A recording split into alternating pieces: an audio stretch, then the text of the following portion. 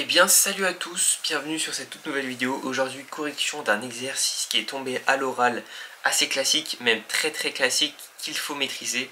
Donc voici l'exercice, je vous l'ai mis sur l'écran. Sans perdre plus de temps, cet exercice il est tombé à CCNP, mais je suis sûr qu'il est tombé ailleurs, c'est obligé. C'est un, je pense, ultra classique, donc on est parti. Question 1, montrer que IN est compris entre 0 et pi sur 4. Donc on va prendre x appartenant à 0 pi sur 4 puisque notre intégrale est entre 0 et pi sur 4.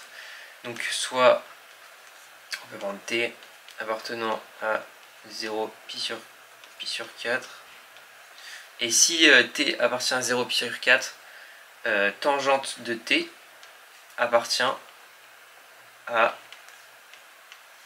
à l'intervalle 0, 1. Et donc, par croissance de l'intégrale, bon, je vais pas l'écrire par croissance de l'intégrale, je vais le dire à l'oral, ça suffira. Par croissance de l'intégrale, on va obtenir 0, intégrale de pi sur 4. Non, il faut que je mette à la puissance avant, excusez-moi, j'ai oublié. On va mettre à la puissance n.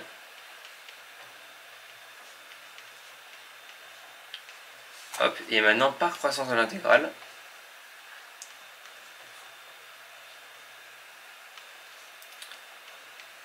donc n'hésitez pas à faire l'exercice tout seul avant de regarder la correction. Ça sera plus utile que si vous regardez la correction directement, évidemment.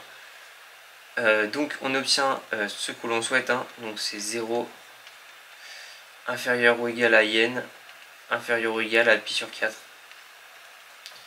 Le pi sur 4 là il vient de l'intégrale, là j'ai intégré 1 entre 0 et pi sur 4, ce qui est égal à pi sur 4. En déduire que le rayon de convergence est supérieur à ou égal à 1. Donc sachant que la suite IN est bornée, bah on en déduit que le rayon de convergence est supérieur à 1, que on va dire R est supérieur ou égal à 1. En fait, IN c'est quoi? IN c'est 1 à la puissance n. Et sachant que cette suite, du coup 1 à la puissance n elle est bornée, IN 1 à la puissance n est bornée, donc le rayon de convergence, par définition du rayon de convergence, on rappelle que la définition du rayon de convergence c'est la borne supérieure de l'ensemble des R tels que IN fois R puissance n est borné. Et donc notre R dans ce cas là il est égal à 1. Et donc c'est à dire que notre rayon de convergence il est supérieur ou égal à 1. Donc on peut passer à la question suivante. Question suivante, on nous dit de montrer que IN plus 2 plus IN est égal à 1 sur N plus 1. Donc on va écrire, donc là j'ai écrit question 2 évidemment, IN plus 2 plus IN. Et ça va nous donner l'intégrale de entre 0 et pi sur 4 de tangente puissance n plus 2 x dx plus l'intégrale entre 0 et pi sur 4 de tangente n x dx. Donc en rassemblant les deux intégrales et en factorisant par tangente puissance n, on va obtenir l'intégrale entre 0 et pi sur 4 de tangente puissance n de x facteur de tangente carré de x plus 1 dx.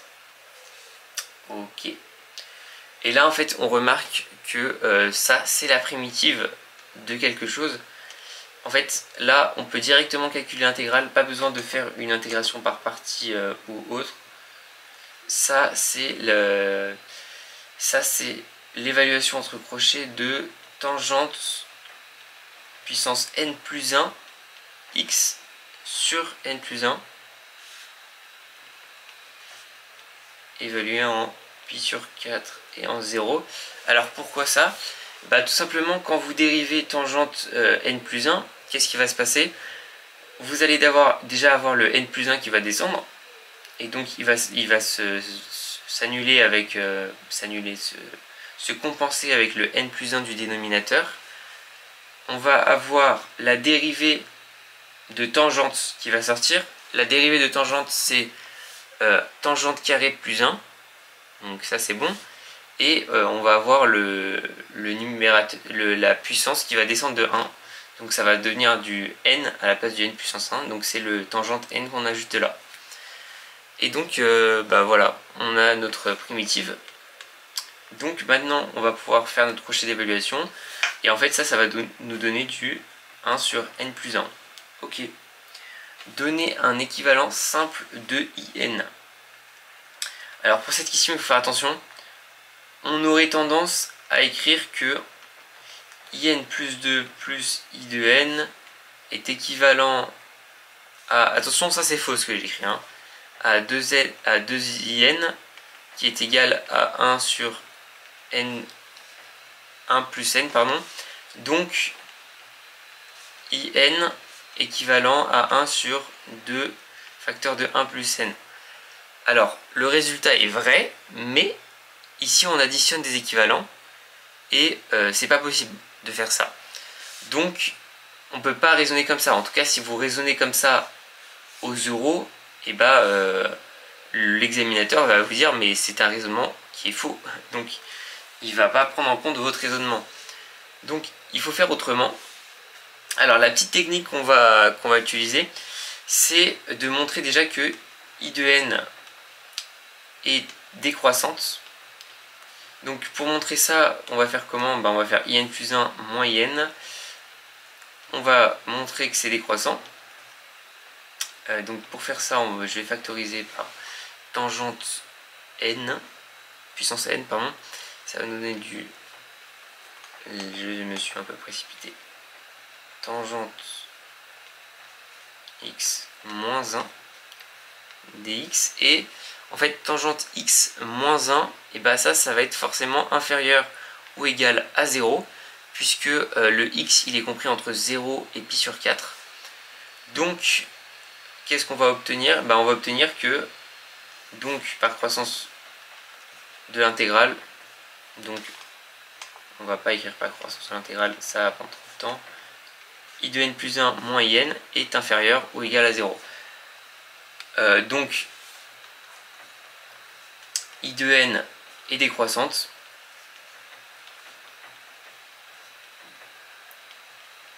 Ok, parfait. Et maintenant, la technique qu'on va utiliser pour les équivalents, ça va être de dire que, alors, i de n plus 2 plus i de n, bah, en fait, i de n plus 2, il est inférieur ou égal à i de n. Donc, on va pouvoir majorer ça par 2i de n. Mais, par ailleurs, cette expression-là, donc ce i de n plus 2 plus i de n, et bah, on connaît son expression. On sait que ça, c'est égal à 1 sur 1 plus n. Ok.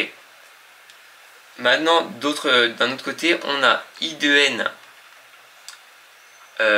plus i de n moins 2, pardon, qui est inférieur, qui est supérieur cette fois, pardon, ou égal à 2in. Et en fait, ça, cette fois, ça va être égal à 1 sur 1 moins... Non, je me suis trompé. n moins 1. 1 sur n moins 1. Et donc, en fait, on va obtenir que 1 sur 1 plus n est inférieur à 2in, qui est inférieur à n moins 1, à 1 sur n moins 1. Donc, là, on peut diviser par 2. Et on va obtenir un encadrement de i de n. Et en fait, les deux on va dire bornes d'encadrement, les deux elles sont équivalentes. Donc ce côté-là, il est équivalent quand n tend vers plus l'infini à 1 sur 2n. Et ce côté-là, c'est la même chose en fait. Il est équivalent à 1 sur 2n quand n tend vers plus l'infini. Donc, par encadrement,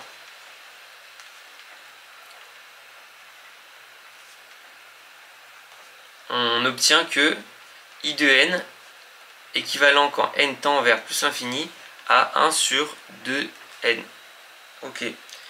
Donc c'est tout pour cette question. On peut passer à la dernière question, la question 4. Donc par équivalence, donc comme 1 sur 2n diverge, c'est la série harmonique. Par équivalence, en fait, qu'on a établi juste avant, hein, on a que la série des i de n diverge aussi.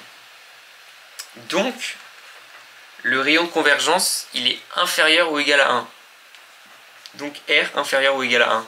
Et sachant que dans la première question, on avait montré que R était supérieur ou égal à 1, bah on en déduit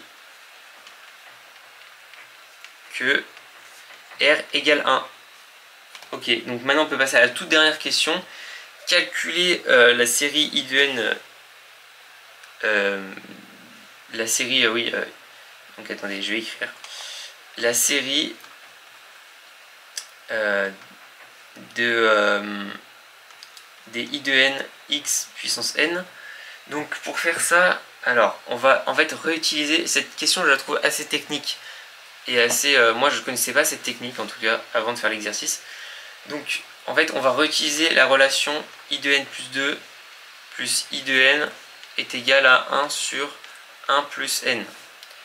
Et là on va multiplier le tout par x à la puissance n plus 2.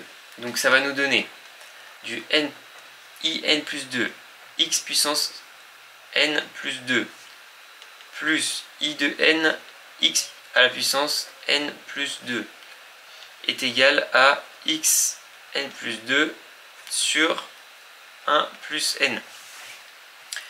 Et le but ici, ça va être de faire apparaître notre fonction f. Donc on va poser, on pose f, la fonction qui a pour tout x associe la série des n allant de 0 à la plus infini des i de n x puissance n.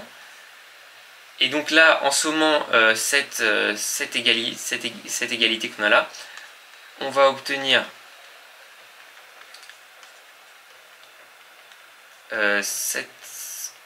cette égalité. Donc là, je somme juste tous les termes, hein. Je rajoute une série avant chaque terme. Alors évidemment, je ne l'ai pas précisé, mais mes x, je les ai pris dans mon intervalle moins RR, donc c'est-à-dire dans moins 1, 1, ouvert. Sinon, il y a risque que mes séries divergent.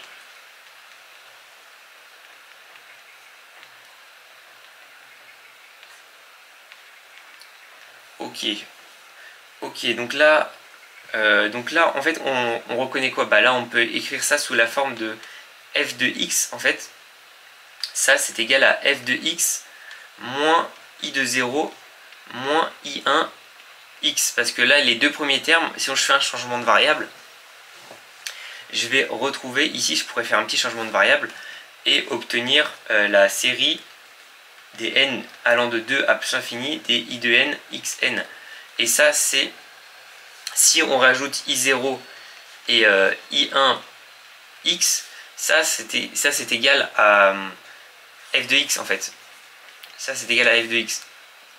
Mais du coup là j'ai directement écrit la chose et j'ai rajouté les i0 et i-1 et i1x et ensuite je les ai supprimés. Donc j'espère que c'est clair. Ça, si vous avez la moindre question, hein, n'hésitez pas à la poser dans les commentaires. Donc je vais repartir juste avant. Ok, en ce qui concerne le deuxième terme, on peut sortir x puissance 2 pour faire apparaître un f de x. Et ce terme là qu'on a de l'autre côté, bah là c'est un peu, là il faut reconnaître, le truc c'est qu'il faut reconnaître une série usuelle qui est celle du logarithme. En fait, je vais essayer d'arranger la chose pour vous faire, pour que vous voyez le truc. En fait, on va obtenir ça. Et ça, c'est le développement en série entière de la fonction 1 moins x. Alors, pourquoi? Parce que je rappelle que le développement en série entière de ln de 1 plus x, c'est égal à n allant de 0 à plus infini des moins 1 puissance n, x puissance n sur n.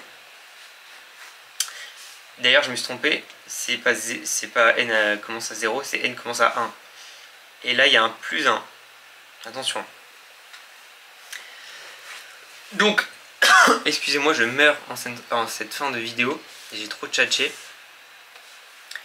Donc ça, on reconnaît le développement en série entière. Donc, au final, on obtient f de x plus x carré f de x est égal à x ln de 1 moins x plus i0 plus i de 1x. Ok. Donc là, j'ai juste besoin de factoriser par f de x et de calculer i0 et i1. Donc i0, c'est égal à l'intégrale de pi sur 4 de tangente puissance 0, ce qui est égal à 1, dx, ce qui nous fait pi sur 4. I de 1, c'est l'intégrale de 0 à pi sur 4 de tangente de x. Comment calculer l'intégrale de tangente? Bah là, il faut que vous l'écriviez avec la définition avec le sinus et le cosinus.